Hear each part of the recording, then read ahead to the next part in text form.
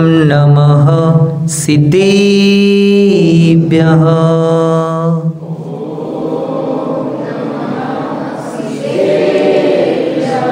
ॐ नमः सिद्धेभ्यः।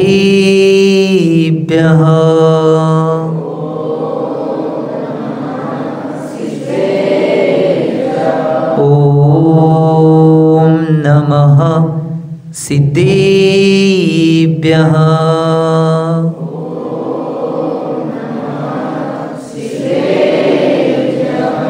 नमो अरिहन्ताणं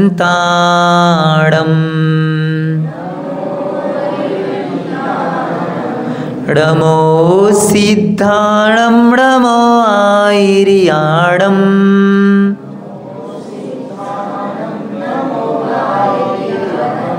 नमो उवज्जायाणं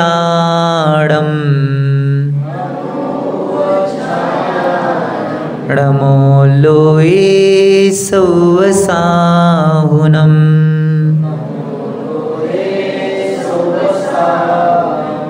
एषो पञ्चणमोकारो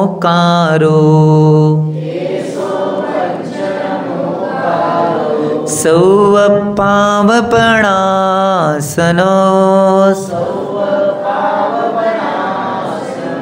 मङ्गलाडञ्च सव्वेसिं परमं हवै मङ्गलम् परमं हवै मङ्गलम् परमं हवै मङ्गलम् परमं हवै मङ्गलम्। सगळ्यांच्या पाठीमागे आता जय असा शब्द काढायचा आहे. जे बोलो 24 भगवान की, सिद्धांत शास्त्र की, 20वीं सदी के प्रथमाचार्य चर्चगुति समाधि सम्राट गुरुनाम गुरु आचार्य श्री शांति सागर जी महाराज की, संत शिरोमणि आचार्य गुरु श्री विद्यासागर जी महाराज की, प्रातस्मरणीय शांतमूर्ति वासरत्नकर आचार्य गुरु श्री सन्मत सागर जी महाराज की, मम दीक्षा गुरु युवा समण कांतिरत्न आचार्य गुरु श्री चंद्रसागर जी महाराज की, परम पूज्य आचार्य गुरु श्री समय सागर जी महाराज की, अहिंसामय विश्व धर्म की,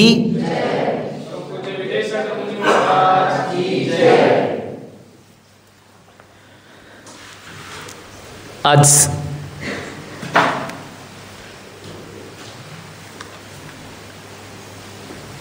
साई इंटरनॅशनल स्कूलमध्ये प्रवचनचा प्रसंग आहे.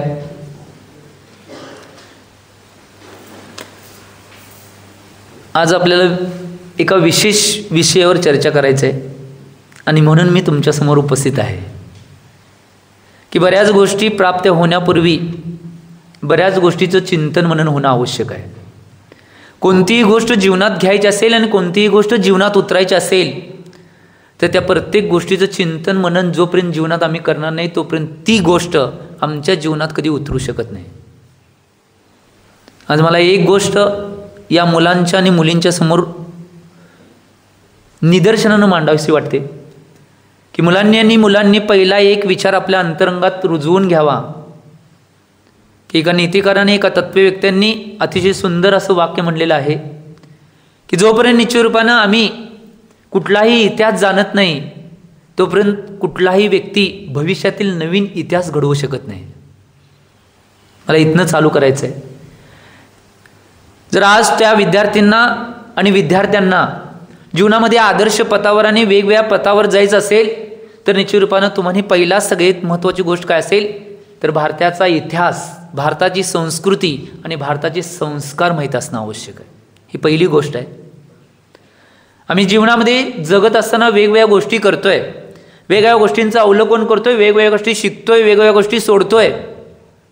परंतु एक गोष्ट त्यामध्ये सगळ्यात महत्त्वाची कोणती असेल, गोष्टी शिकत असताना, जीवन जगत असताना सगळ्यात महत्त्वाची बाब काय असेल तर त्या गोष्टी ज्या शिकत असतोय त्या गोष्टी शिकत असताना त्या गोष्टीमधील माझं जीवन जगत असताना माझ्या जीवनामध्ये आवश्यक असणारी गोष्ट किती आहेत आणि न आवश्यक असणाऱ्या गोष्टी किती आहेत याचं चिंतन करणं सगळ्यात महत्त्वाची गोष्ट आहे. आम्ही कधी करत नाही. आज मुलं मुली कधी याचा विचार कधी करत नाहीत. फक्त एका विद्यार्थ्यानं जास्त टक्केवारी पडली म्हणून मी सुद्धा जास्त टक्केवारी पाडायची, किंवा मी माझ्या भाषेत म्हणतोय की आज मार्क लिस्टवर आलेली मार्कांची सूज म्हणजे शिक्षण म्हणलं जाते, परंतु मार्क लिस्टवर आलेली मार्कांची सूज म्हणजे शिक्षण नव्हे. चेंज युअर बिहेवियर स्वामी विवेकानंदांनी म्हणलेलं आहे. एका विशिष्ट दृष्टिकोनातून आपल्या वर्तणुकीमध्ये बदल करणे म्हणजे शिक्षण आहे. की आम्ही आमच्या जीवनामध्ये जर शिक्षणात जे शिकत असतोय त्या अपेक्षेनं जर आमच्या जीवनामध्ये बदल केला तर ते शिक्षण निश्चित रूपानं आमच्या जीवनामध्ये लागू झालेलं आहे. नाहीतर निश्चित रूपानं आम्ही भविष्यातील टार्गेट सिद्ध करण्यासाठी शिक्षण घेतले असे सिद्ध होईल.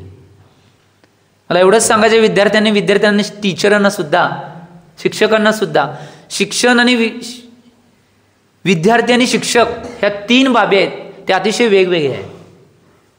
सगळ्यात महत्त्वाची बाब काय असेल तर शिक्षण आहे, की आपल्या जीवनामध्ये, चारित्र्यामध्ये आणि आपल्या वर्तणुकीमध्ये बदल करणे हे शिक्षण आहे. आणि शिक्षक कोण असेल तर तो गुरु रूपामध्ये आहे. कारण की या भारतामध्ये पूर्ण जगातले जेवढे महासत्ता आणि कंट्रीज किंवा देश आहेत त्या सगळ्या देशामध्ये एकमेव भारत देश असा आहे की या भारत देशामध्ये गुरु परंपरा आहे. तुम्ही विदेशात कुठल्याही देशामध्ये जावा, गुरु परंपरा तुम्हाला मिळणार नाही. तिथं फक्त 3च परंपरांना, फादर, मदर अँड गॉड. काय म्हणलो? हे 3च परंपरा मिळतील.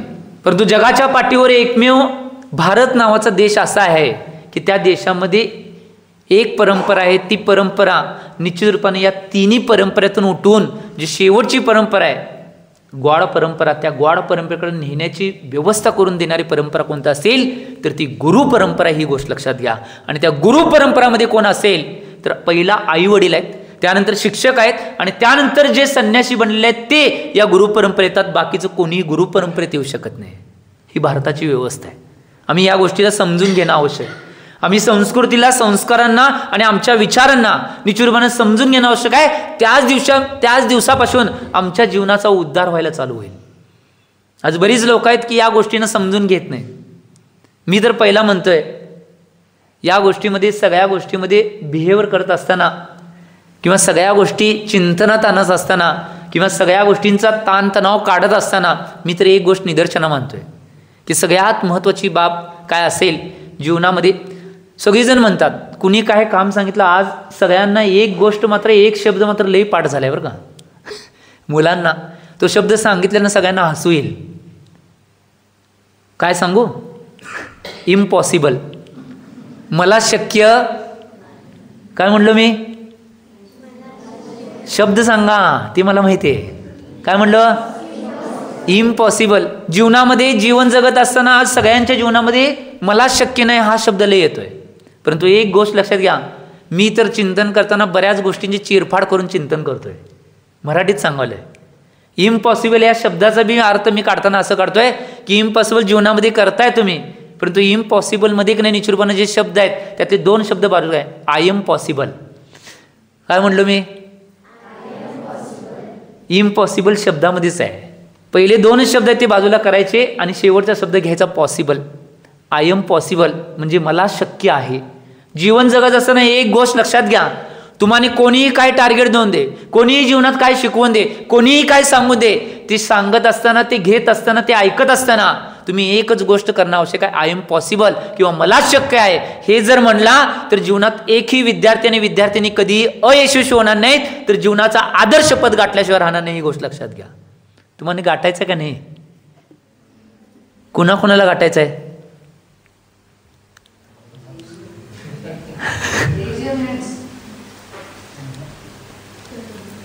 सगळ्यांना गाठायचं आहे. काय कायना निम्मा गाठायचा आहे, काय कायना गाठायचंच नाही, काय कायना वागड्या वाटवून जायचं आहे. ठीक आहे, खाली हात.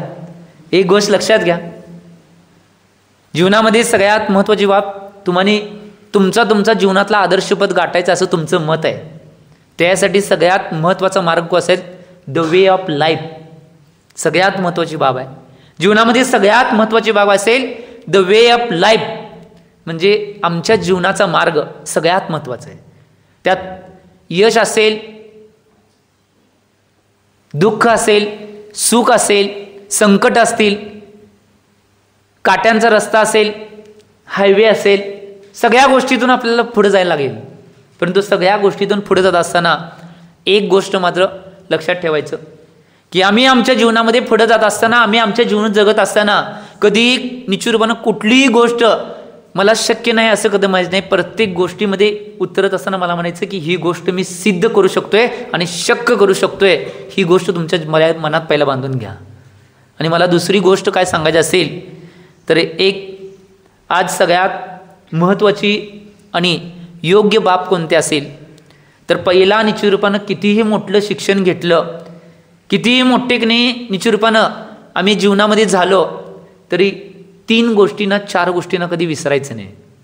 पहिला आईवडील, काय सांगवलं आहे, पहिला आईवडील, आईवडिलांच्या नंतर तुमचे टीचर, त्या टीचरांनंतर तुमचा धर्म आणि त्यानंतर तुमचा देश. या गोष्टींना कधीही विसरायचं नाही.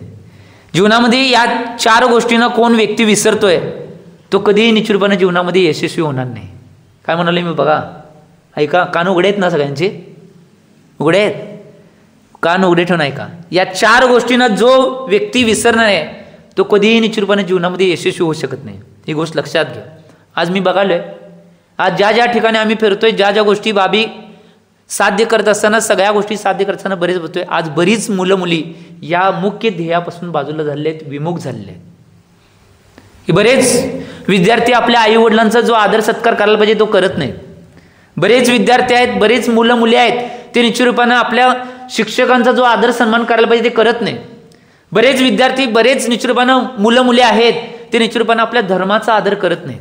आणि बरेच मुलं मुली, बरेच विद्यार्थी आणि विद्यार्थिनी आपल्या देशाचा सुद्धा ना अभिमान बाळगत नाहीत. ही गोष्ट सगळ्यात महत्त्वाची आहे.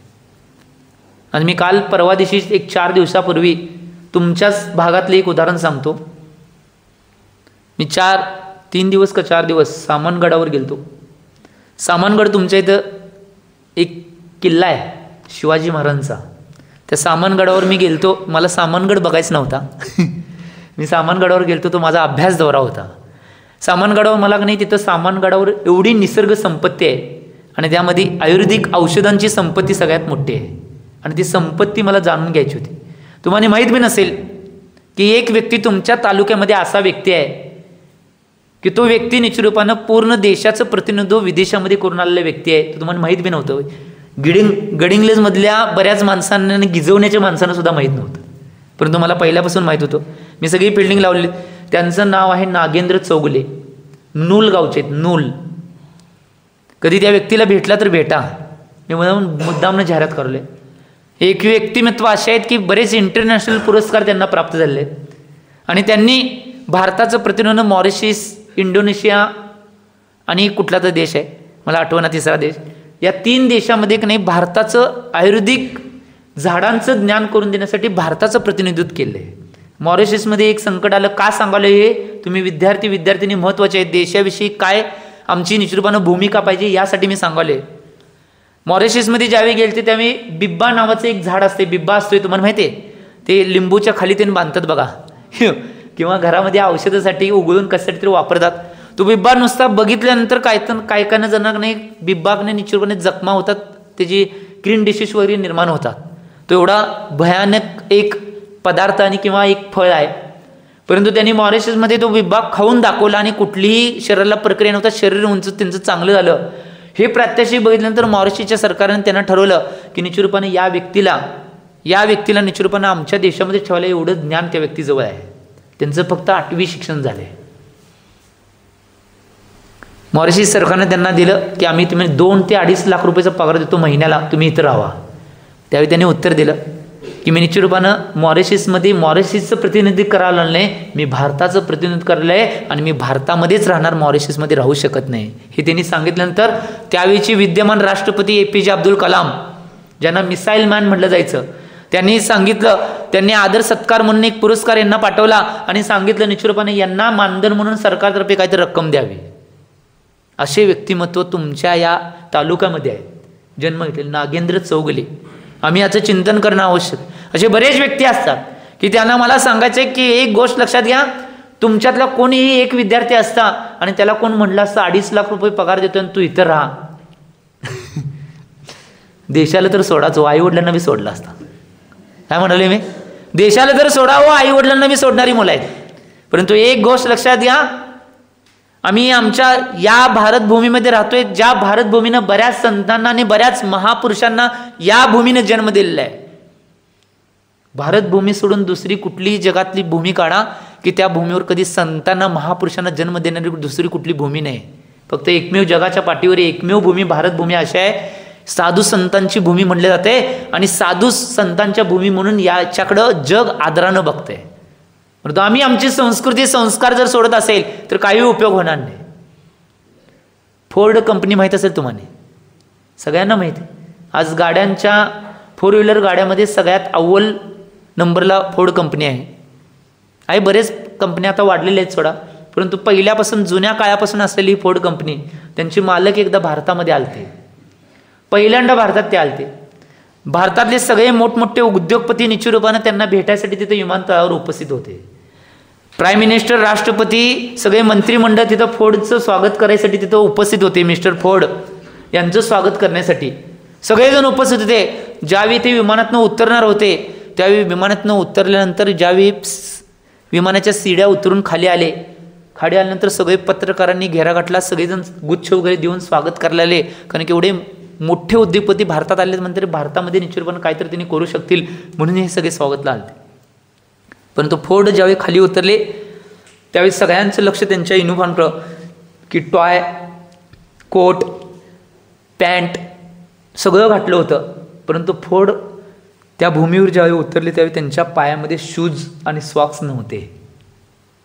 सगळ्यांना आश्चर्याचा धक्का बसला की जगातली एवढा श्रीमंत व्यक्ती, एवढ्या गाड्यांना निर्माण करणारा व्यक्ती निश्चितपणे सगळं घातलंय परंतु कोणी पायामध्ये बूट आणि सॉक्स मिळाला नाही. परंतु पत्रकार एक अशी व्यक्ती असतात की कुठलंही सत्य कधीही बाहेर काढू शकतात. त्या पत्रकारांनी विचारलं मिस्टर फोर्डना की फोर्ड मला सांगा एक, की तुमच्याजवळ सगळं काय आहे परंतु निश्चितपणे तुमच्या पायामध्ये तुम्ही बूट आणि सॉक्स का घातले नाही?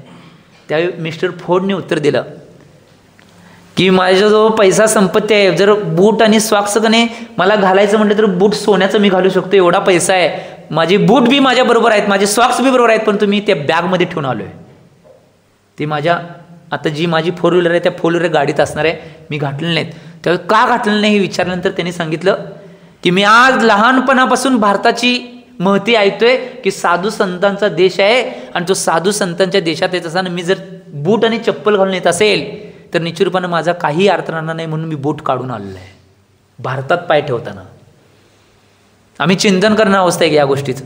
मला सांगायचं एवढंच, आपण वळणार आहे तुमच्या विषयाकडं, परंतु निश्चित रूपानं मला सांगायचं एवढंच की मला आमच्या देशाचा किंवा आपल्याला आपल्या देशाचा अभिमान असणं आवश्यक आहे. याचं चिंतन करा. कारण की तुम्हाला माहीत असेल, तुम्ही ऐकलं असलेल्या पुस्तकात कुठं तर ऐकलं असेला किंवा 15 ऑगस्ट 26 जानेवारीला हे ऐकत असेला, देशाचं किती स्वाभिमान देशाविषयी पाहिजे याचं उदाहरण ऐकत असेला की राकेश शर्मा ज्यावेळी पहिल्यांदा अंतराळवीर जे होते त्या अंतराळमध्ये गेल्यानंतर इंदिरा गांधी त्यावेळी प्राईम मिनिस्टर होत्या, त्यांनी फोन लावला. तुम्हाला ऐकून माहिती आहे त्यांनी फोन लावला आणि त्यांना विचारलं की 2 गोष्टींना, दोघांना विचारलं, अनेक अंतराळवीर महिला होती त्यांना बी विचारलं होतं. त्यावेळी त्यांना विचारलं इंदिरा गांधींनी की मला दुसरं काही सांगू नका, तुम्ही तुमचं पहिला मी नाही तुमचं निश्चितपणे अभिनंदन करते की आमच्या देशाचं प्रतिनिधित्व करण्यासाठी तुम्ही दोघं, एक महिला आणि एक पुरुष, तुम्ही दोघं नाही अंतराळामध्ये गेलेला आहेत, तुमचं पहिलं अभिनंदन करते. परंतु अभिनंदन केल्यानंतर त्यांनी विचारलं तुम्हाला काय प्रश्न विचारायचे काय? मला एकच प्रश्न विचारायचा आहे, तुम्ही अंतराळामध्ये गेलाय तिथनं भारत कसा दिसतोय हे सांगा. त्यावेळी त्यांनी एकच उत्तर दिलं, सारे जहां सच्चा हिंदुस्तान हमारा, की जगामध्ये सगळ्यात सुंदर देश कुठला असेल तर तो भारत आहे म्हणून त्या अंतराळवीरांनी तिथनं म्हणलं. आम्ही याचं चिंतन करणं आवश्यक. मला मुलामुलींना एवढंच सांगायचं आहे, कितीही मोठं व्हा, कितीही मोठं व्हा, मी एवढाच आशीर्वाद देतो की तुम्ही जास्त जास्त मोठं बनावं. परंतु कितीही मोठं झालं तरी आई वडील, शिक्षक, तुमचा धर्म आणि तुमच्या देशाला कधी विसरू नका, ही गोष्ट सांगायची मला. म्हणून मी हे सगळं नेलंय. आम्ही याचं चिंतन करणं आवश्यक. कारण की एक गोष्ट लक्षात घ्या, जीवनामध्ये तुम्हाला काहीतरी मिळवायचं असेल तर अशक्यप्राय अशा गोष्टीसुद्धा करायला पाहिजेत. मी माझं स्वतःचं ब्रीद वाक्य, मी स्वतः लिहिलेलं वाक्य आहे, मेकिंग इम्पॉसिबल टू डिफरंट. त्याचा अर्थ काय आहे तुम्हाला कळेल. इंग्लिश मिडियमवाले आहात. Making impossible to different, to the different याचा अर्थ काय माहिती आहे तुम्हाला. अशक्य अशी गोष्ट करण्यासाठी काहीतरी वेगळं करावं लागते. जीवनामध्ये अशक्य गोष्ट करायसाठी जीवनामध्ये काहीतरी वेगळं करायला लागते. तेच करणाऱ्याला कोण कोणी निश्चित रूपानं डोक्यावर घेत नाही. वेगळं काहीतरी करणाऱ्यांना डोक्यावर घेते जग. याचं चिंतन करा.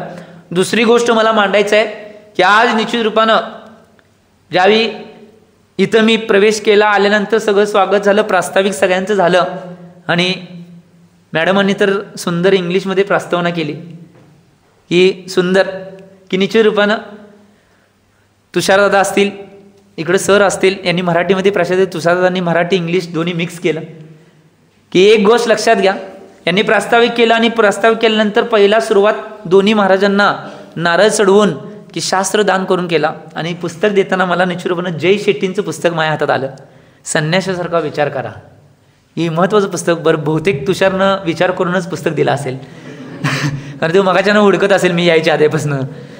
निश्चित रूपानं एक गोष्ट लक्षात घ्या, तुम्हाला तो जरी विचार करायचा असेल ही गोष्ट महत्त्वाची आहे. आम्हाला जर हा विचार करायचा असेल तर आम्ही या गोष्टीमध्ये आमच्या जीवनाला वेगळ्या पद्धतीने नेणं आवश्यक आहे. आज तुम्हाला ताणतणाव सगळ्या गोष्टी होतात. सरांनी मगाशी जो प्रश्न मांडला की बरीच मुलं आज मुली डिप्रेशनमध्ये आहेत. याचं मूळ कारण काय असेल की त्यांच्या मनासारखं होत नाही म्हणून. काय म्हणाले मी? त्यांच्या मनासारखं होत नाही म्हणून आज बरीच जण आई मी सांगल ते ऐकत नाही. बऱ्याच मुलींना वाटते मी सांगल ते आई बाबांनी घरातल्यांनी ऐकायला पाहिजे. इकडं मुलांचं मत असते मी सांगल ते ऐकायला पाहिजे, माझे मित्र ऐकायला पाहिजेत, माझ्या घरामध्ये ऐकायला पाहिजेत, माझे शेजारचे माझे पाहुणे जे माझ्या जवळचे आहेत नातेवाईक ते ऐकायला पाहिजेत असं सगळ्यांची इच्छा आहे. आणि दुःखी का होतात माहिती काय? त्यांच्या मनासारखं झालं नाही तर सगळे दुःखी होतात. परंतु एक गोष्ट लक्षात घ्या, मनातल्या त्या गोष्टी काढून टाका की निश्चित रूपानं तुम्हाला त्या पूर्णच पाहिजेत. जे काही तुम्हाला मिळते त्यात तुम्ही ॲडजस्ट व्हा. काय म्हणाले बघा मी, तुम्हाला काही जे मिळते त्यामध्ये तुम्ही ॲडजस्ट व्हा. जीवन जगण्याचा सगळ्यात मोठा मंत्र कान मंत्र काय असेल तुमच्या समोर ठेवाले. जीवन जगण्याचा सगळ्यात मोठा कान मंत्र काय असेल तर सगळ्यात मोठा कान मंत्र आहे ॲडजस्टमेंट इज लाईफ. सगळ्यात मोठा मंत्र आहे की कुठल्याही क्षेत्रात कुठल्याही अवस्थेमध्ये गेला ॲडजस्ट करून जर जीवन जगला तर जीवनात कधी तुम्ही अयशस्वी होणार नाही. आम्ही काय करतोय तेच नाही, मी म्हणाल तेच परंतु खरं ते मी म्हणायचं नाही, मी म्हणाल ते खरं म्हणायचं. बरोबर होय म्हणलं की तसं म्हणाय नाही. मुलींच्याकडं जास्त होकार आलाय इकडं आणि की आम्ही म्हणाल ते सगळ्यांनी ऐकायला पाहिजे का आम्ही मुलगी आहे असं त्यांचं मत आहे. परंतु एक गोष्ट लक्षात घ्या, जरी तुम्ही मुलगी असला तुम्ही म्हणाल तसंच व्हायला पाहिजे असं कधी म्हणू नका. परंतु जे जीवनामध्ये खरं आहे ते आम्ही म्हणतो असं तुम्ही म्हणा. ही गोष्ट केला तर सगळ्यात महत्त्वाची गोष्ट आहे. आज बघा मी कालसुद्धा नाही एका ठिकाणी जाऊन आलो कॉलेजमध्ये. आज ही दुसरी शाळा, परंतु आजचा दिवस माझा या मुलांना बोनसने खरोखर पुण्याने मिळाला आहे. माझा आजचा दिवस होता तो नाही मूकबधीर शाळेमध्ये होता की माझी इच्छा होती, कारण की त्यांच्यासंग मला हितगुज करायला आवडत होतं. त्यांच्यासंग मला हितगुज करायचं होतं. तुम्ही म्हणणार महाराजजी ते मूक आहेत आणि त्यांच्यावर हितगुज काय करणार, मी त्यांची बी भाषा शिकलोय, मी त्यांची बी भाषा बोलू शकतोय, कारण की मला सगळ्या भाषा येतात, बऱ्याच वेगवेगळ्या प्रकारच्या भाषा येतात. जे मूक आहेत त्यांची बी भाषा मी बोलतोय. कुष्ठरोगी असेल त्यांच्या सगळ्या सेवा सगळ्या गोष्टी शिकलेलो आहे, कारण की या सगळ्या गोष्टीतून इथंपर्यंत पोचलोय मी. परंतु एक तुम्हाला मिळालं म्हणजे तुमचं पुण्य आहे म्हणून मिळालंय. सोडा ही गोष्ट मगाशीच तुषारनं सुद्धा सांगितलं की आज पुण्यवान सगळ्यांना संस्थेला सगळ्यांना का समजते, कारण की तिकडं विहणार होता वेळ तो इथं मिळाला. ही महत्त्वाची गोष्ट आहे, चांगलंच आहे. आणि एक गोष्ट लक्षात घ्या, मला पुढे सांगायचं आहे आणि मला थोड्या वेळ हितगुज करायची आहे, कारण महत्त्वाची गोष्ट तुमच्यासमोर पोचवायची आहे आज मला. पहिला आपण देशाचं ह्या गोष्टी शिकून इथंपर्यंत आलो. आता मला दुसरी गोष्ट शिकायची आहे तुम्हाला आणि स्वतःसुद्धा शिकायचं आहे. दुसरी गोष्ट काय जर शिकवायची असेल तर सगळ्यात महत्त्वाची गोष्ट पहिला, आज जर मुलामुलींना जर या डिप्रेशनमधून या सगळ्या गोष्टीमधून बाहेर पडायचं असेल तर पहिली एक गोष्ट काय असेल सांगू, सगळ्यांना सांगू, ऐकणारा सगळे कोण कोण ऐकणार त्यांनी बोटर करा बघा, हात खाली करा. जे ऐकणार नाहीत त्यांनी बोटर करा बघा. जे सगळेजण ऐकणार असं म्हणलं विचारले हो. तर एक गोष्ट लक्षात घ्या, पहिली गोष्ट काय असेल, पहिली गोष्ट जीवनामध्ये, तुमच्या जीवनामध्ये सगळ्यात महत्त्वाची डिप्रेशनमधून बाहेर पडण्याची पहिली गोष्ट काय असेल, तर पहिली गोष्ट आहे की देखमदेखी कुठली गोष्ट शिकायची नाही वाईट. काय म्हणाले मी? देखमदेखी याचा अर्थ माहिती तुम्हाला कळलं नाही? नाही कळणार, समजावून सांगतो मी. देखमदेखी याचा अर्थ आहे काय, आज तुमच्या घरामध्ये तुम्ही असला, घरामध्ये कुणाचं काय वाईट कोण तर करायलंय ते बघून तुम्ही लगेच शिकताय. चांगलं शिकत नाही, वाईट लगेच शिकताय. याला देखमदेखी म्हणतात, ज्ञान. देखमदेखी म्हणजे समजा घरात बाबा समजा का नाही असं करत असतील तर मुलगा असं करतोय, याला देखमदेखी म्हणतात. बाबा जर असं करत असेल तर मुलगा कागदाची रोळी करतोय आणि असं करतोय, याला देखमदेखी म्हणतात. या कुठल्याही असल्या वाईट गोष्टी शिकायच नाही, याला म्हणतात देखमदेखी ज्ञान. ह्या कुठल्या गोष्टी शिकायची नाहीत, या कुठल्या गोष्टी करायची नाहीत. आज कुणाला वाईट शिव्या द्यायची वाईट सवय असेल तर तुम्ही लगेच त्याचं बघून लगेच शिकताय, त्याच्या सानिध्यात राहून. कुणाला भांडायची सवय असेल तर त्याचं भांडणं बघून तुम्ही भांडायला शिकताय. या गोष्टी शिकायची नाहीत हे मला सांगायचं. पहिलं डिप्रेशनचं मूळ कारण आहे हे. सगळ्यात मग तुम्ही इकडचं तिकडचं बघून लय शिकताय. आजची मुलं लय हुशार आहेत, इंटेलिजंट, कारण की कॅम्प्युटर आणि मोबाईलच्या युगातली ही मुलं आहे. अपडेट मॉडेल म्हणायचं. काय म्हणेल आहे? अपडेट मॉडेल माझ्या भाषेमध्ये म्हणतोय. आजची मुलं लय हुशार, कारण की आमचे बरेच साधू संत सुद्धा म्हणतात की आता हे अपडेट मॉडेल पोटातून बाहेर पडतानाच अपडेट होऊन आलं, त्यांना अपडेट करण्याची गरज नाही सगळं. कारण की ती आई ज्यावेळी ते पोटात असतात त्यावेळी सगळं मोबाईल सगळं यूज करते, टी व्ही बघते, सगळं ते पोटातच अपडेट झालेलं असते, ते बाहेर पडतानाच अपडेट होत आहे. ते म्हणतात आईला बाहेर जाणं. आमचे एक संत म्हणतात, ते म्हणतात मध्ये माँ मैं बाहर आ रहा हो, बाबा को संभाल के रहना रखणं बोलणं. कारण की एवढे पुढं आमची मुलं मुली गेलेले आहेत. त्यामुळे एक गोष्ट लक्षात घ्या, त्याच्याकडे आम्ही त्याच्याकडे लक्ष द्यायचं नाही. त्यामुळे असल्या कुठल्या देखमदेखीच्या गोष्टी शिकू नका. ठावकं तर कमी वापरा, ठावकं हो हे कमी वापरा. त्याच्यानंतर टी व्ही, मी कायम त्याची व्याख्या करते, ताबडतोब वाटोळं. टी म्हणजे ताबडतोब, व्ही म्हणजे वाटोळं. ही गोष्ट महत्त्वाची आहे, त्यामुळे ते बी वापरा, कमी वापरा. परंतु एक सगळ्यात महत्त्वाची गोष्ट काय, देखमदेखीमुळे सगळ्यात जास्त आज मुलामुलींचं सगळ्यात जास्त नुकसान व्हायलंय. सगळ्यात जास्त आज बऱ्याच गोष्टी, एवढ्या मुली तर एवढ्या ईर्षेला पडतात, म्हणून मुलींचीच बाजू घेणं, आमची बाजू न घेता आम्हानेच कावायला म्हणणार तुम्ही. मुलांची बाजू घ्यायला आहे, मी कोणाची बाजू घ्यायला नाही, मी सगळ्यांचाच आहे. मुलींचा मी भाऊ आहे, मुलांचा मी भाऊ आहे, मित्र आहे. इकडं सगळ्यांचा, मोठ्यांचा, कुणाचा मुलगा असेल, कुणाचा भाऊ असेल, कुणाचा मित्र असेल, सगळी नातं माझी घडतात. मी सगळ्यांचं आहे, पूर्ण जगाचा, तुमचाच नाही, इथनं बाहेरचा बी आहे. त्यामुळं आमचं सीमित जग नाही किंवा विहिरी एवढे जग नाही, आमचं जग मोठं आहे. त्यामुळे एक गोष्ट लक्षात घ्या, कुणाची बाजू घेत नाही. फक्त मुलींना काय सांगायचं आहे की एक गोष्ट लक्षात घ्या, मुली जास्त नाही हे देखमदेखी शिकण्याचा प्रयत्न करतात, मुलं जरा कमी शिकतात, मुली जास्त शिकतात. म्हणून पहिला सावध राहणं आवश्यक आहे मुलींनी सगळ्यात जास्त, की निश्चित रूपानं आम्ही या गोष्टी करत असताना अशा वाईट कुठल्या गोष्टी घ्यायची नाही. आज तुम्हाला सावध राहायला काय सांगायला माहिती काय, आम्ही आमच्या बहिणींना वाचवणं आम्हीच आवश्यक आहे. आज जे मुलींच्या बाबतीत जास्त व्हायलंय ते होऊ नये, याच्यातून बाहेर पडण्यासाठी मुलींना मी सूचना सूचित करलोय. आज तुम्हाला माहीत असेल आज काय काय गोष्टी व्हायल्यात, कुठल्या कुठल्या गोष्टी व्हायल्यात. याच्या गोष्टीतून बाहेर पडून मुली निश्चितपणे आपलं चारित्र्य उज्ज्वल ठेवून, आपलं आचरण व्यवस्थित ठेवून, कोणतीही गोष्ट इकडची तिकडची न करता आदर्श पदाला जाणं आवश्यक आहे. ही गोष्ट लक्षात घ्या. आज बऱ्याच जणांना वाटतंय की आमचं जीवन आमचे आई वडील सांगेल तसं का जगायचं, आमचं जीवन आम्ही जगणार.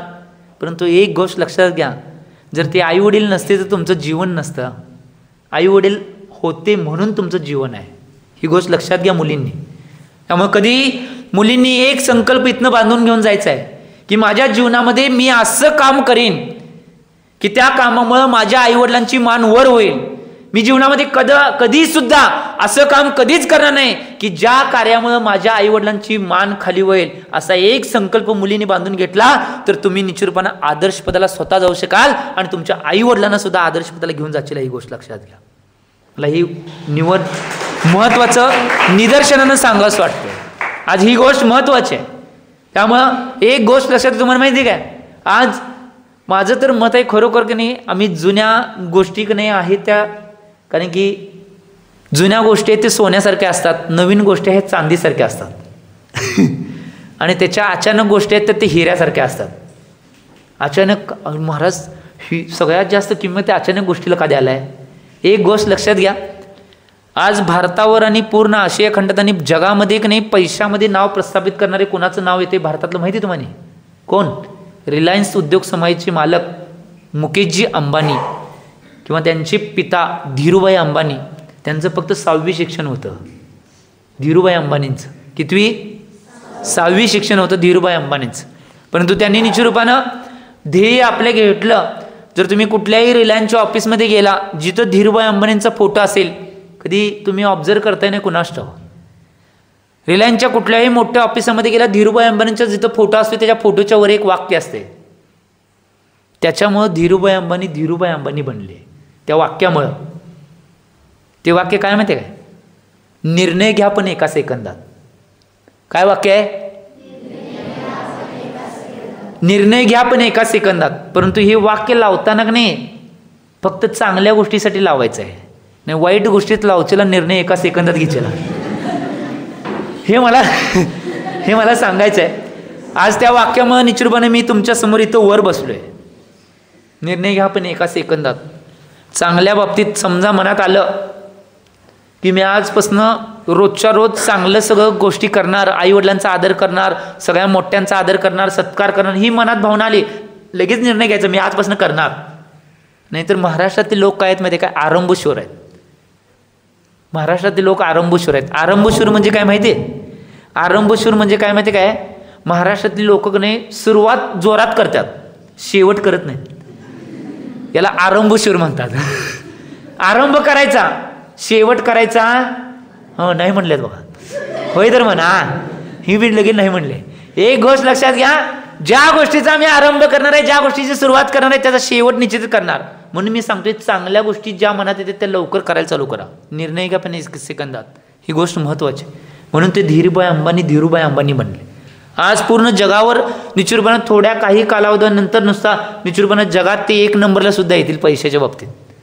ह्याचं मूळ कारण काय आहे? ते वाक्य. आम्ही याचं चिंतन करणं आवश्यक. म्हणून मला मुलींना सांगायचं आहे की तुमच्या जीवनामध्ये चांगल्या गोष्टी आहेत त्या नाही लवकर करा, वाईट गोष्टींना डिलीट करा. काय म्हणलं?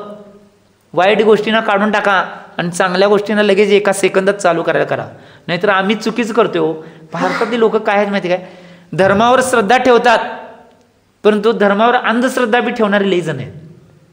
सगळे भारतात सगळ्यात जास्त काम काय होते म्हणजे कुठलेही काम करायचं तर मुहूर्त काढून करतात. काय करतात? मुहूर्त काढून करतात. आणि जे चुकीचं काम आहे ते बिनमुहूर्त करता लगेच चालू करतात. उरपाट करायला पाहिजे भारतात खरं वास्तविक. काय करायला पाहिजे मध्ये? जे चुकीचं काम आहे की नाही ते मुहूर्त काढून करायला पाहिजे, आणि जे चांगलं काम आहे ते लगेच करून टाकायला पाहिजे. काय म्हणलो मी? कळलं? म्हणजे समजा आता कुणाला जर लग्न करायचं असलं म्हणजे सांगाले हो, तर मुहूर्त काढतात की एवढे गुण जुळायला पाहिजेत, अमुक व्हायला पाहिजे, हे व्हायला पाहिजे, सगळं काढतात की कुंडली बिंडली बघतात सगळं. एक गोष्ट लक्षात घ्या, तुमच्या जीवनात या गोष्टी करा. तुम्ही नाही म्हणलं नाही, फक्त काय जेवणामध्ये तुमच्या ताटामध्ये लोणचाने पापड जसं वापरताय तसं ह्या गोष्टी वापरा. काय म्हणलं मी? काय म्हणलं? चवीपुरतंच वापरतात, तेवढंच मुहूर्त काढणं हे चवीपुरतं वापरा. त्याच्यावर जास्त विश्वास ठेवू नका, हे मला सांगायचं तुम्हाला. कारण की हे जग आहे ते आता 21व्या शतकात आणि त्याच्या पुढे चाललंय. त्यामुळे एक गोष्ट लक्षात उरपाट करायला पाहिजे. भांडण करताना लगेच बघा कुणासंग भांडण झालं, दात खाऊन पुढे येतात आणि भांडण करायला चालू करतात. मुहूर्त बीत काय काढत नाहीत.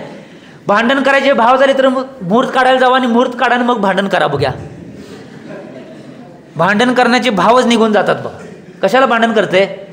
आणि जे निश्चित रूपानं चांगलं काम आहे ते मुहूर्त काढत, आता मुहूर्त काढणारा व्यक्ती सांगितला आत्ता करू नका, 1 आठवडा नका, 1 आठवडा ते काम पुढे ढकलतात, तोवर त्या कामाची तीव्रता कमी येते. की चांगलं काम जेवढ्या जोमानं व्हायला पाहिजे ते होत नाही, ही गोष्ट लक्षात घ्या. त्यामुळे निश्चित रूपानं तुमच्या जीवनात हे शिका पहिला. आणि त्याच्या पुढे जाऊन मला काय सांगायचं असेल आज, तर सगळ्यात महत्त्वाची गोष्ट मला इथं सांगायचं आहे की मुलं मुली आहेत त्यांनी आपल्या जीवनामध्ये पहिला आपल्या आईवडिलांचा आणि शिक्षकांचा कधी अविनय करायचा नाही, त्यांचा आदर सत्कार विनय करा. आम्ही चिंतन याचं करणं आवश्यक आहे. आज ही गोष्ट लय वाल्या. पहिला मी शिक्षकांच्याकडे येतो. गेट शोधमानी तुम्हाला तुमच्या जीवनामध्ये चांगल्या गोष्टी शिकवण्याचं काम करतात ते शिक्षक एक महत्त्वाची व्यक्ती आहे. मी कायमस्वरूपी सांगतोय, माझे स्वतःचे लिहिलेले वाक्य, शिक्षक एवढा महत्त्वाचा आहे. मी बऱ्याच ठिकाणी ह्या गोष्टी प्रत्येक गावागावात शिक्षकांच्या विषयी गोष्ट सांगतोय, कारण शिक्षक असे दुवा आहे, जर शिक्षक निश्चितरूपानं व्यवस्थित रूपानं काम केलं तर भारत लवकरात लवकर महासत्ता बनेल. काय म्हणालोय मी? भारत लवकरात लवकर महासत्ता बनेल. परंतु आज निश्चित रूपानं समाजाची व्यवस्था आणि समाजाची रूढी परंपरा अशा बनून गेल्यात की त्या शिक्षकांना निश्चित रूपानं जेवढ्या पद्धतीने निश्चित रूपानं त्यांना त्यांच्या पदानुसार जेवढा मान, आदर, सन्मान, सत्कार द्यायला पाहिजे तेवढा देत नाहीत, म्हणून ही अवस्था पोचली आहे. ही गोष्ट लक्षात. मी माझ्या डिक्शनरीमध्ये लिहिलेलं स्वतःच्या चिंतन आणि मनातून आलेलं वाक्य आहे. मी शिक्षकांसाठी काय म्हणतोय की एक गोष्ट लक्षात घ्या, एक शिक्षक आहे, तो एक शिक्षक सगळं काही निर्माण करू शकतोय, परंतु विद्यार्थी काही निर्माण करू शकत नाही. मी काय म्हणतोय की हजारो डॉक्टर मिळून एक शिक्षक बनवू शकत नाहीत, हजारो इंजिनियर मिळून एक शिक्षक बनवू शकत नाहीत, हजारो IPS मिळून एक शिक्षक बनवू शकत नाहीत, हजारो वकील मिळून एक शिक्षक बनवू शकत नाहीत, परंतु एक शिक्षक मात्र हजारो डॉक्टर, हजारो वकील, हजारो IPS, हजारो इंजिनियर मात्र निर्माण करू शकतात. एवढी शिक्षकामध्ये धमक आहे. तसंच एक शिष्य मात्र हजारो शिष्य जरी एकत्र आले तरी गुरूंना निर्माण करू शकत नाहीत, परंतु एक गुरु मात्र हजारो शिष्य निर्माण करू शकतात. ही गोष्ट महत्त्वाची आहे. म्हणून शिक्षकाचं महत्त्व आहे. आज बऱ्याच मुलांना वाटते की आम्ही शिक्षकांना निश्चितरूपानं त्यांचा अभिनय करतोय, त्यांची टिंगल करतोय, त्यांना फसवतोय, परंतु शिक्षकांना फसवायला म्हणजे तुमच्या स्वतःच्या पायावर तुम्ही दगड मारून गेलाय, स्वतःला फसवायला. ही गोष्ट लक्षात आहे. बऱ्याच जणांना वाटतंय. मी कायम एक उदाहरण सांगतोय माझ्या शैलीमधलं. शिक्षकांना कधी फसवायचा प्रयत्न करायचा नाही. एक विद्यार्थी होता, तुमच्या शाळेतलं सांगायला नाही, दुसऱ्या शाळेतलं सांगायला. एक विद्यार्थी होता एका शाळेमध्ये आणि शाळेत त्यांचे पेपर होते. त्या विद्यार्थ्याला का नाही चित्रकला येत नव्हतं आणि पेपर होता चित्रकलाचा. मग तो विद्यार्थी काय केला माहिती काय, आता पेपर वाचायला आता चित्रकला त्याला येतच नव्हतं. त्यात काय प्रश्न, 20 मार्काला काय प्रश्न माहिती काय, दाणे टिपत असलेली कोंबडी काढायची. हे 20 मार्काला होतं. विद्यार्थ्यांना बऱ्याच वेळा प्रयत्न केला कोंबडी काढायचा. त्याचं चिमणी होतंय, बदक होतंय, कोंबडी काही होईना. मग जरा हुशार विद्यार्थी होता, जास्त हुशार, टॅलेंटेड म्हणा विद्यार्थी. त्यानं काय केलं माहिती काय, कोंबडी राहण्याचं जे खुरडं असते की नाही, ते खुरडं काढलं आणि त्याच्यावर टोपण बिपण काढलं सगळं, आणि त्या खुरड्यावर काय लिहिलं माहिती काय, कोंबडी आतमध्ये आहे, मार्क द्यावे.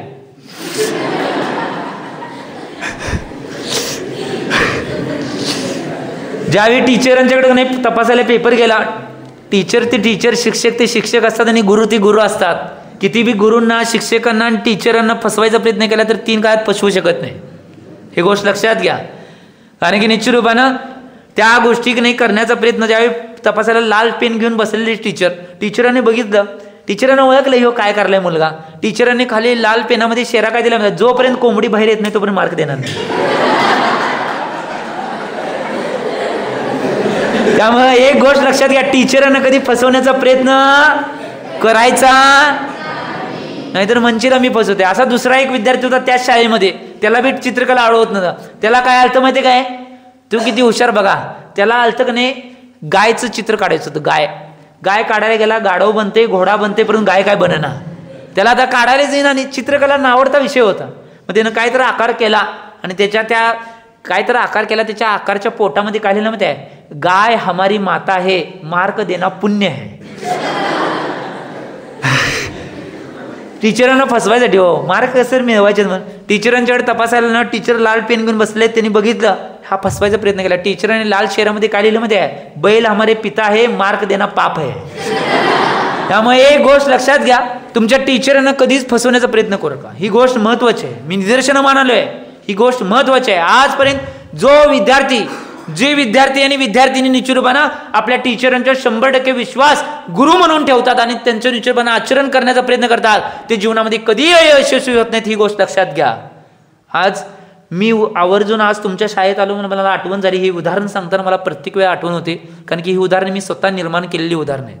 ही कुठल्या तुम्हाला पुस्तकात घावणार नाहीत, काय नाहीत. मला हे कायम आठवते, कारण की मी सुद्धा शाळेमध्ये शिकूनच इथं आलो आहे. मला आठवण होती माझ्या शिक्षकांची. माझ्या पूर्वाश्रमीच्या आयुष्यामध्ये मला सुद्धा आष्टागाव आहे, आष्टागाव. त्या आष्टागावच्या तुम्हाला ते नाव माहिती आहे, माझ्या टीचरांचं नाव लई फेमस आहे. तुम्हाला बऱ्याच जण वाटते आमच्या टीचरांचं नाव फेमस नाही. माझे टीचर फेमस होत्या. सोडा, तुम्हाला माहीत असेल थोटे दूध ऐकला असेल, थोटे दूध. पूर्ण महाराष्ट्र राज्यामध्ये ते दूध, श्रीखंड, बासुंदी, आम्रखंड येते, त्याच्या मालकीन म्हणजे माझ्या टीचर आहेत. त्यामुळं त्या फेमस आहेत. थोटे मॅडम त्यांना आम्ही ज्यावेळी विद्यार्थी अवस्थेमध्ये पूर्वाश्रमीमध्ये होतो, शाळेत असताना मॅडमांचं घरात आईवडिलांनी नाव जरी घेतलं तरी एका कोपऱ्यात जाऊन बसायचं. घरात नाव घेतल्यावर सांगवले, घरात जर आईवडिलांना आम्ही पिडत असेल आणि आईवडिलांनी मॅडमांना या मॅडमांना नाव सांगतो म्हटलं तर एका कोपऱ्यात बसायचं, नाव सांगू नको म्हणून. आज टीचरांच्या पुढ्यात, टीचर जरी पुढ्यात असल्या तरी भ्यायचं लय अवघड आहे हो. परंतु एक गोष्ट लक्षात घ्या, टीचरांना, शिक्षकांना एवढा आदर सत्काराने विनय द्या की निश्चितरूपानं त्या टीचरांचं मुळे तुमचं जीवन घडू शकतं. ही गोष्ट लक्षात घ्या.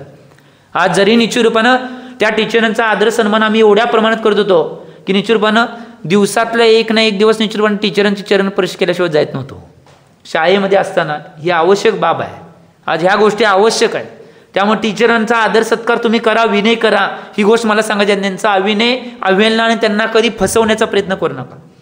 आज जरी निश्चितरूपानं शिक्षणामध्ये काही गोष्टी निश्चितरूपानं मागं असेल तर जीवनात मात्र त्या शिक्षकांच्यामुळे आदर्श पथावर येऊन बसलो, ही गोष्ट लक्षात घ्या. आज त्या टीचरसुद्धा आल्यावर कधी पाया पडायला लागल्या त्या टीचरांना सुद्धा गर्व वाटतोय की माझा एक विद्यार्थी आहे तो आज निश्चितपणे महाराज या पदावर येऊन बसलेला आहे. त्यांना सुद्धा अभिमान वाटतोय. म्हणून मी म्हणलो असं काम करा, तुमचं जीवन टीचरांना समर्पित करा. तुमचं आदर्श जीवन बनल्याशिवाय राहणार नाही, ही गोष्ट लक्षात घ्या. त्यामुळे कधीही टीचरांच्या बाबतीत अशा कुठल्या घटना करू नका, कुठल्या गोष्टी करू नका. आजपासनं तुम्ही सगळेजण कधीही टीचरांचा अभिनय करणार, खरं? होय, प्रॉमिस? ठीक. आणि त्याच्या पुढची गोष्ट आहे आई बाबा. आई बाबा त्यांचा सुद्धा अभिनय कधी करू नका. ज्यांनी आपल्याला जन्म दिलेला आहे, ज्यांनी आपल्याला सर्वस्व दिलेलं आहे, तर हातावरच्या फोडाप्रमाणे आपल्याला जपून आपल्या सगळे लाड आणि सगळ्या गोष्टी आपल्याला पुरवण्याचं काम जे आईवडील करतात त्या आईवडिलांना कधी विसरायचं नाही, ही गोष्ट लक्षात घ्या. मला हे आवर्जून सांगायचं आहे. आज लई मुलामुलींच्यात की नाही आईवडिलांचं प्रेम की नाही निश्चितपणे कमी होत झालेलं दिसत आहे. परंतु एक गोष्ट लक्षात घ्या, आईवडील एक असा दुवा आहे की त्यांनी आपल्याला सगळं काय दिलं आहे, त्या आईवडिलांच्या विषयी निश्चितपणे आदर्श पथानं आम्ही निश्चितपणे काम करणं आवश्यक आहे. आईवडिलांची कधीही कुठलीही गोष्ट मोडायची नाही. कधी निश्चितपणे तुम्हाला कष्ट असेल, दुःख असेल, संकट असेल, त्या संकटात सुद्धा आईवडिलांनी काय सांगितलं तर ते सुद्धा आईवडिलांचं ऐकायचं. नाहीतर आम्ही काय करतो, लगेच ए जा मी काय करू. आणि आजकाल ट्रेंड लय एक वेगळा आलाय मुलामुलींच्या. ह्यांच्यात आहे की नाही कुणास ठाऊक, मी तर लय मुलामुलांनी बघतोय त्यांच्यात एक ट्रेंड आहे. आज निश्चितपणे लाच मागतात मुलं आईवडिलांच्याकडनं. खरंच की तुम्ही मागत नाही? खरं समजावून सांगतो की तुम्ही मागताय. मी सांगतो की लाच मागत नाही तुम्ही आईवडिलांच्याकडनं. समजा आईनं सांगितलं दुकानाला जा आणि हे काहीतरी घेऊन ये, त्यावेळी तुम्ही काय म्हणताय, मला 2 रुपये दिलीस तर मी आणतो. ह्याला काय म्हणायचं? बघा सगळी हसालेत बघा. आता सगळ्यांना पटलं बघा. काही काम सांगितलं, काही गोष्ट सांगितली तर आईला लगे म्हणायचं 2 रुपये दे, 5 रुपये दे, 10 रुपये दे, 8 रुपये दे. ही सगळं घेणे म्हणजे लाचच. आजपर्यंत तुमच्या आईबाबाने तुम्हाला कधी लाच मागितल्या काय?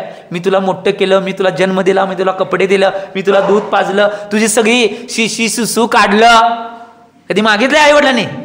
निश्चित रूपानं आई वडिलांनी एक शब्द सुद्धा कधी काढला नाही. निश्चित रूपानं तुम्हाला मोठं करण्याची जबाबदारी निश्चित रूपाने त्यांनी व्यवस्थितपणे पार पडल्या, त्यांनी मारल्या. परंतु आम्ही आज आई वडिलांची काम ऐकताना लाच मागतोय. कधी या गोष्टी करू नका. आणि जर तुम्हाला जमत असेल तर रोज घरामध्ये आई वडिलांचे निर्माण चरणस्पर्श करूनच तुमच्या कामाची सुरुवात करा. ही गोष्ट लक्षात घ्या. पहिला नियम काय जीवनामध्ये घ्यायचा असेल तर हा नियम घ्या की माझ्या आई बाबांचे चरणस्पर्श करून माझ्या कामाची सुरुवात करणार. कधी करताय? आजपर्यंत कधी केलाय चरणस्पर्श? करतोय की महाराज, परीक्षेला येताना तेवढं.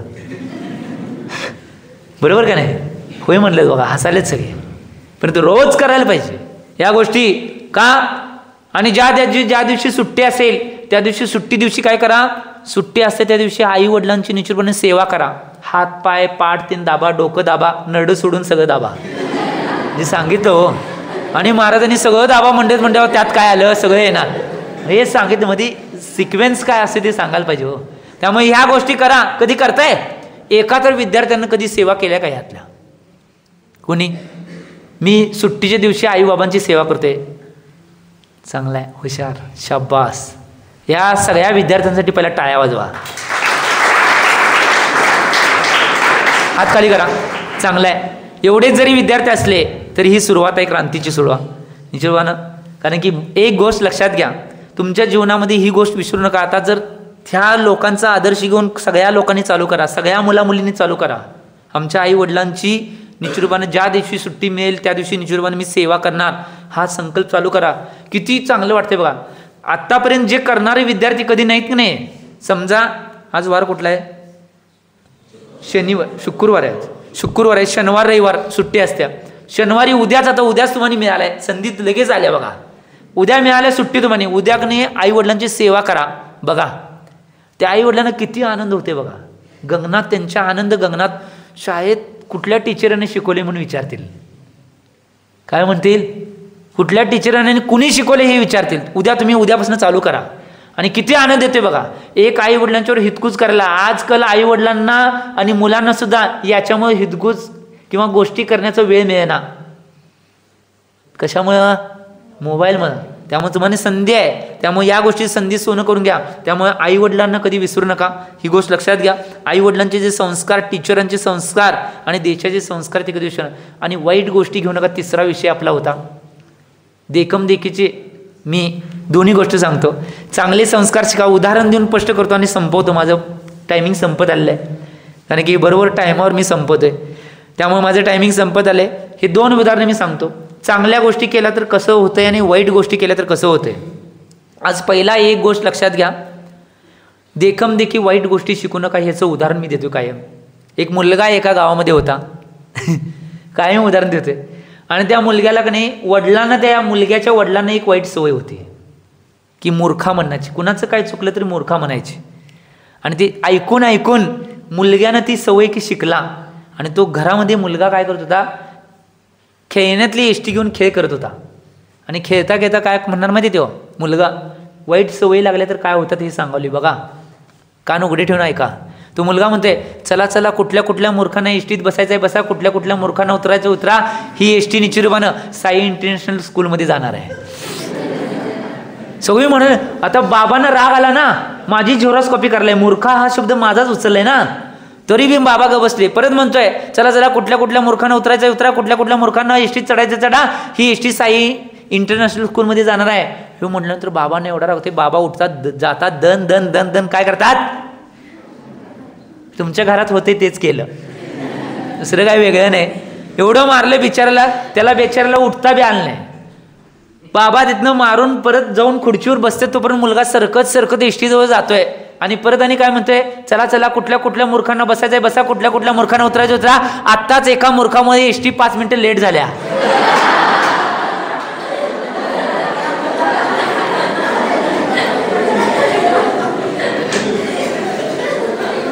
कुणी कुणाला मूर्ख बनवलं? त्या मुलग्यानं बाबांना मूर्ख बनवलं नाही. तुम्ही ऐकायला चुकालाय. त्या बाबांनी स्वतःला स्वतः मूर्ख बनवून घेतलं.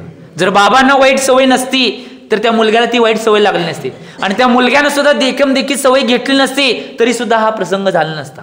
आज एक गोष्ट लक्षात घ्या, जीवनामध्ये जीवन जगत असताना आमच्या जीवनामध्ये निश्चितपणे कुठल्याही वाईट गोष्टी देखी कुणाकडं शिकायचे नाहीत आणि कुणाकडे उसण्या घ्यायचे नाहीत. ही गोष्ट लक्षात घ्या.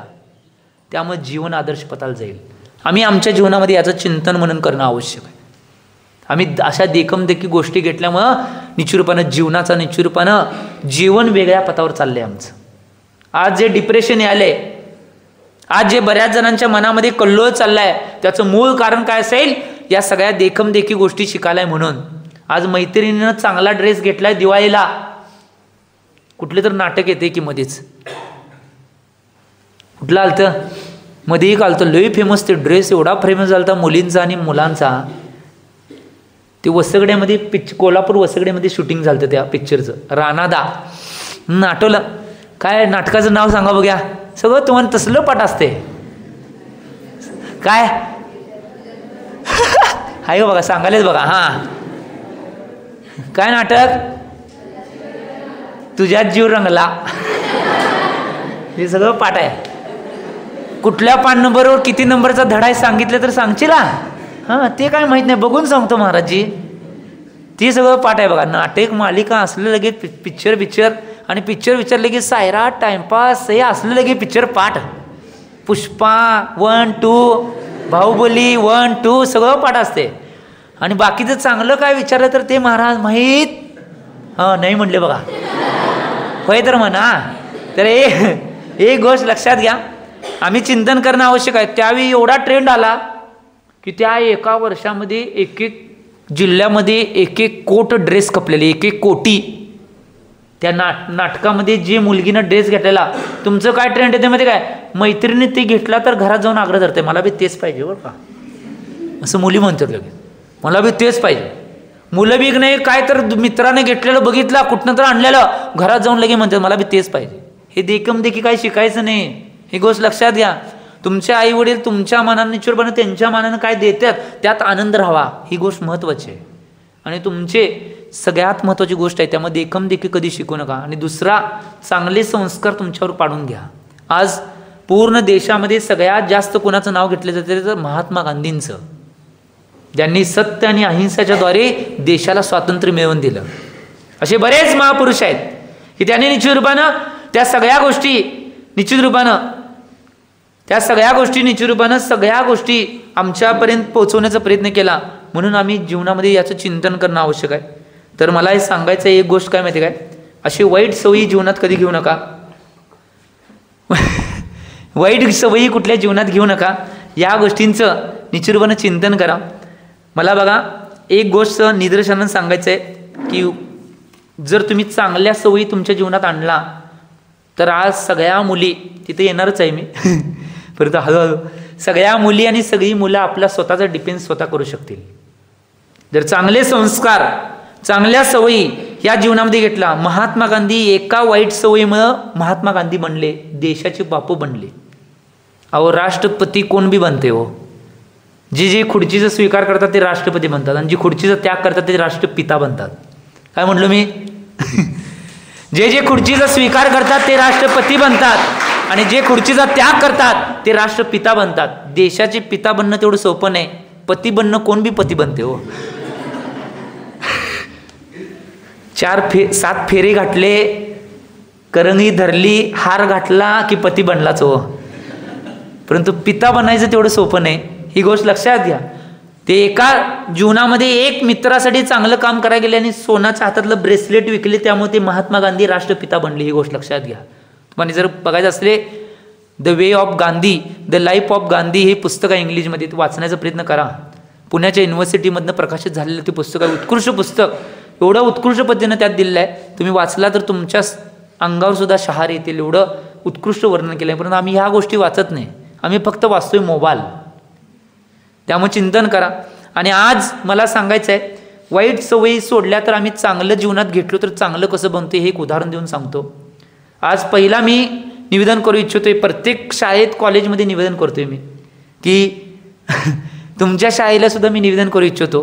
जरी इंग्लिश मिडियम असेल तरी सुद्धा निवेदन करू इच्छितो मी की शाळेला काय निवेदन करू इच्छितोय की पाश्चात्य संस्कृतीची कुठली डे साजरी करू नका. शाळेमध्ये भारतीय संस्कृतीचे सण साजरे करा. हे मी कायम सांगतोय की या डेमुळे नाही माणसं माणसापासून दूर चालल्यात आणि जे भारतीय संस्कृतीचे सण आहेत त्या सणांच्यामुळे माणसं माणसाशी जोडली जाऊ शकतात. ही गोष्ट महत्त्वाची आहे आणि या गोष्टी सगळ्यात महत्त्वाच्या आवश्यक आहेत. आज बघाले, आज सगळ्यात जास्त तुम्हाला बऱ्याच जणांना हे माहीत सुद्धा नसेल, आज जर भारत तुटला असेल, भारत जर वेगळ्या अवस्थेत असेल, भारत महासत्ता नसेल, याचं मूळ कारण एक व्यक्ती आहे, त्याचं नाव आहे लॉर्ड मेकॅले. कुणाला माहीत बी नसेल हा व्यक्ती कोण आहे. आज टीचरांनी सुद्धा पहिल्यांदा ऐकलं असेल. लॉर्ड मेकॅले हा व्यक्ती कुणालाच माहीत नाही. हा कोण आहे माहिती आहे? एलिझाबेथ राणी, जी इंग्लंडची द्वितीय राणी होती, तिचा PA, पर्सनल असिस्टंट. ज्यावेळी ती द्वितीय इंग्लंडची राणी होती त्या राणीनं भारतावर जवळजवळ 50 वेळा स्वारी केली ती, जगातलं सगळं सैन्य घेऊन, तरीसुद्धा नाही ती भारताला जिंकू शकली नाही. म्हणून तिनं काय केलं, लॉर्ड मेकॅले नावाचा हुशार, एवढा तत्ववेत्ता आणि एवढा हुशार PA होता तो, त्याला भारतामध्ये पाठवल्यानं सांगितलं तू भारताचा अभ्यास करून ये, मला काय बी करून भारताला तोडायचं आहे आणि भारताला जिंकायचं आहे आणि भारतावर राज्य करायचं आहे. मग तो लॉर्ड मेकॅले भारतामध्ये आला, तो 2 वर्ष भारतामध्ये राहिला होता.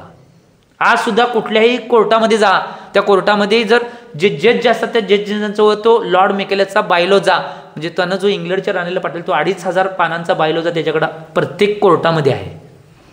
कधी वाचायला मिळालं तर वाचा. भारत का तुटला याचं कारण आहे त्यामध्ये सगळ्यात लॉर्ड मेकॅलेनं ज्यावेळी 2 वर्ष अभ्यास केला, 2 वर्षामध्ये भारतामध्ये एक सुद्धा त्याला भिकारी सापडलं नाही. भारतामध्ये एक सुद्धा रुग्ण कुठं बाहेर सापडलेलं नाही. एवढी श्रीमंती एवढी एकी होती. त्यावेळी पहिलं बायोलॉजी लिहिताना 5 गोष्टी सगळ्यात महत्त्वाच्या मांडल्या होत्या. पहिलीच महत्त्वाची गोष्ट, जर भारताला तोडायचं असेल, भारतावर राज्य करायचं असेल तर भारताची संस्कृती आणि संस्कार तोडायला पाहिजेत. पहिला बायोलॉजीमध्ये विषय गाठला होता. दुसरं गाठलं होतं भारताची शिक्षण प्रणाली, जी गुरुकुल शिक्षण प्रणाली होती. त्यावेळी भारतामध्ये 18,000 गुरुकुल होते. आज फक्त 450 गुरुकुल शिल्लक आहेत भारतामध्ये. काय सांगालोय बघा मी, ही शिक्षण प्रणाली.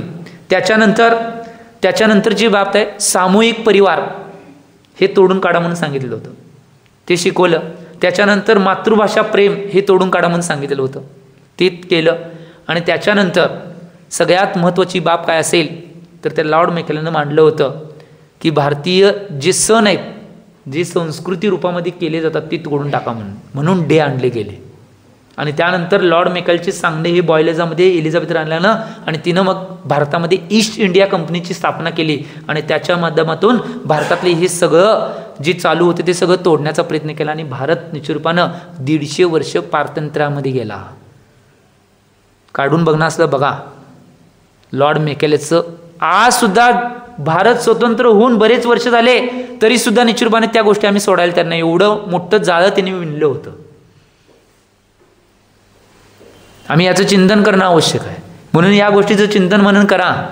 ही गोष्टी महत्त्वाच्या आहेत की आम्ही या सगळ्या गोष्टीचं चिंतन मनन करणं आवश्यक आहे.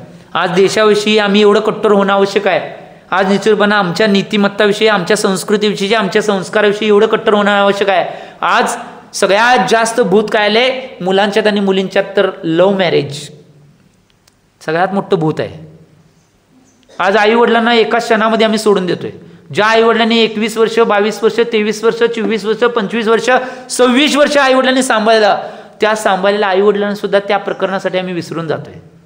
मी सगळ्यात जास्त काम याविषयी सुद्धा करतोय. गावागावात शिबिर आणि युवती सक्षमीकरण शिबिर तर लय घेतोय की या गोष्टी कधी करता कामा नये. तुमच्या आईवडिलांच्या परमिशन, आईवडिलांच्या म्हणण्यानंच निश्चितपणे या गोष्टी आम्ही करणं आवश्यक. आज किती तुम्हाला बघायचं असेल, आज सगळ्यात जास्त डिवोर्सचं प्रमाण वाढले, याचं मूळ कारण लव्ह मॅरेज आहे. ही गोष्ट लक्षात घ्या. ही संस्कृती नाही तर विकृती आहे. आमची संस्कृती काय असेल, संस्कृतीमध्ये जी सीता होती ती नाही निश्चितपणे आपल्या आईवडिलांच्या परमिशननं रामाशी लग्न करून घेतली. तिला ज्यावेळी तिच्या नवऱ्याला 14 वर्षाचा वनवास मिळाला, 14 वर्षाचा नवऱ्याला वनवास मिळाला होता, बायकोला मिळाला नव्हता, तरी सुद्धा कुठली ती प्रतिव्रता स्त्री, संस्कारित आणि संस्कृतीशी नाळ जोडलेली स्त्री म्हणली की नवरा जिथं जाणार आहे तिथं मी जाणार आहे, त्यामुळे मी सुद्धा ते 14 वर्ष वनवास स्वीकारते. या काळातली सीता असती तर काय म्हणली असती माहिती काय, तुम्ही 14 वर्ष वनवासाला जावा, वनवास झाल्यावर मला मिस कॉल करा, मी परत आले असते. हे आत्ताची सीता म्हणेल, परंतु ती सीता ओरिजिनल संस्कृती आणि संस्कारवान सीता होती. ही गोष्ट लक्षात घ्या. त्यामुळे मुलींना मला आणि मुलांना सुद्धा एक आग्रहाचं आग्रहाचं कळकळीचं विनंती वजा मी एक निश्चितपणे निवेदन करतो की तुम्ही लव्ह मॅरेजमध्ये कधी पडू नका. आज छोट्या छोट्या वयामध्ये नाही मुलं मुली बराच आपला नाश करून घ्यायला ते याच्या माध्यमात. आणि पहिली अट काय असेल, शिक्षण करत असताना, शिक्षण शिकत असताना, ज्ञानोपासना करत असताना पहिली अट काय असेल तर ब्रह्मचर्य असणं आवश्यक आहे.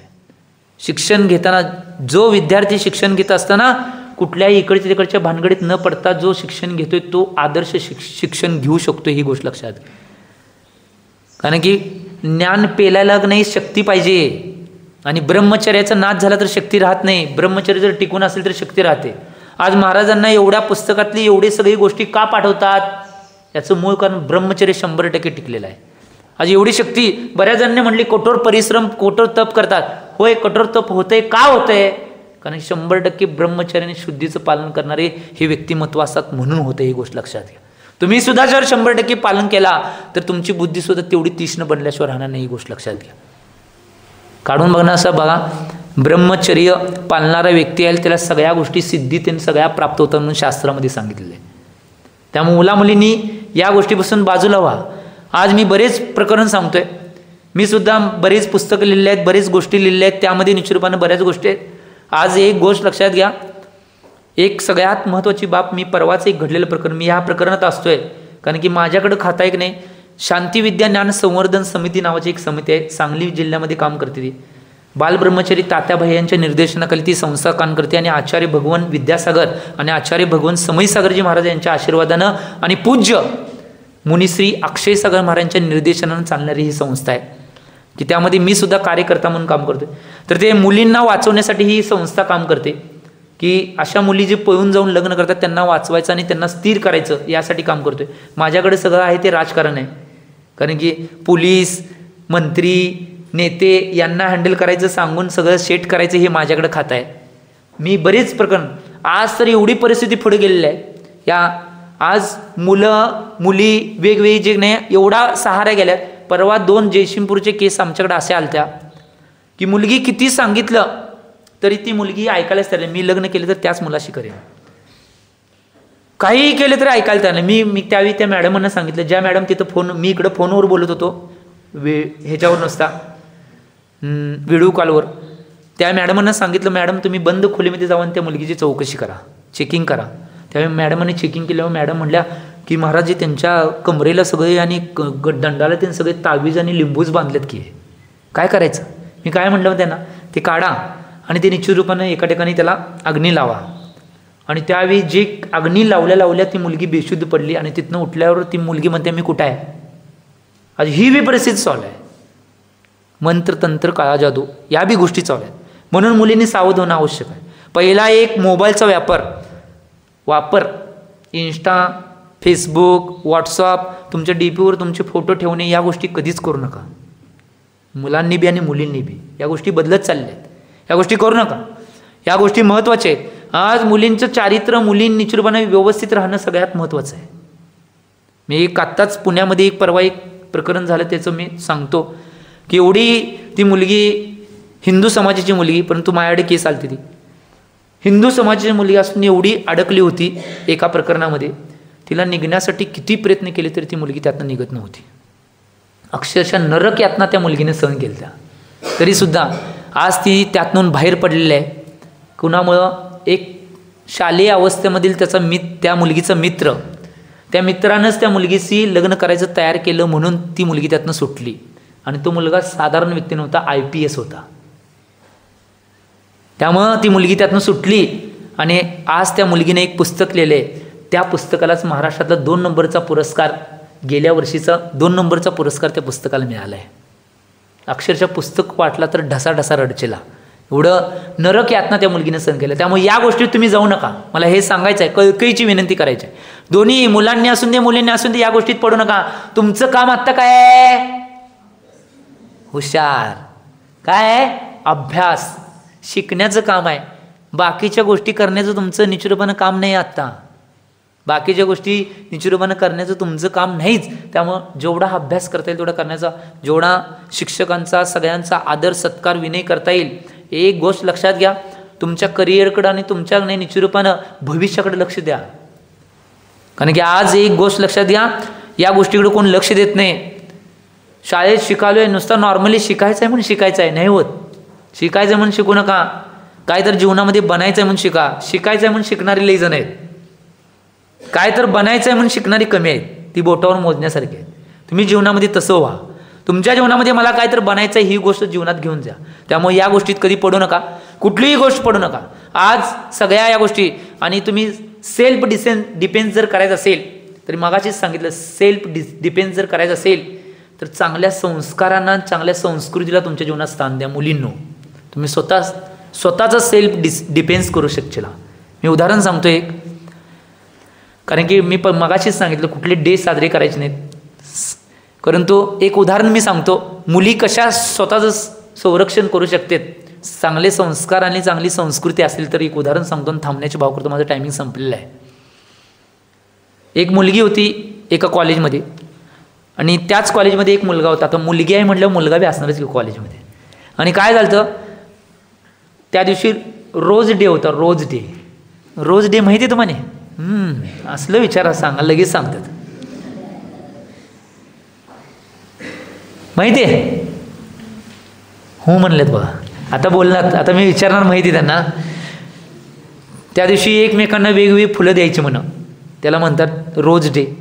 आणि काय झालं माहिती आहे का, एक मुलगी होती, त्या मुलगीला एका मुलग्यानं काय केलं, गुलाबी कलरचं कमळ म्हणून भेट दिलं. परंतु मुलगी संस्कृती आणि संस्कारवान होती, तिनं एक खान्न दिशी कानाखाली लावली. मुलग्याच्या मुलग्याच्या एक खन्न दिशी कानाखाली लावल्यानंतर तो मुलगा रडायला लागला. आणि रडत रडत थोड्या वेळानं तो मुलगा त्या मुलगीला म्हणतोय की माझं प्रेम आहे म्हणून तुम्हाला हे दिलं नाही, माझ्या पक्षाचे चिन्ह आहे म्हणून दिलंय.